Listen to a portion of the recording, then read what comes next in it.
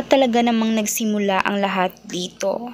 Sina Andrea Brillantes at Daniel Padilla ay natitiyak talaga ng mga fans nila na matagal nang nagkakagusto ng palihim sa isa't isa. Paano naman si Catherine Bernardo na halos 11 years ang pagmamahal para kay DJ, na talagang ibinuhos ang lahat-lahat sa isang lalaki lamang at sa isang tunay na pagmamahal, na bigla ang iniwan din siya sa ere ni DJ. Sila talaga ang pinakabagay at pinakasikat na couple, kaya nga tinaguri ang Teen Queen and Teen King sila ni Daniel Padilla. Marami ang sumasaludo at marami ang humahanga dito.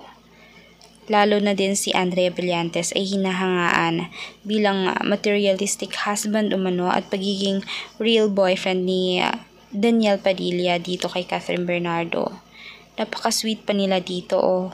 Tapos sa ngayon biglaang naging walang gana na si Daniel sa kanya. Tila napalitan na ni Andrea Brillantes ang spot ni Catherine Bernardo sa puso niya. Para sa inyo ba mga kanetizen, bagay nga ba sina Andrea Brillantes at si DJ? O umaasa pa rin kayong magkakabalikan ang Kathniel?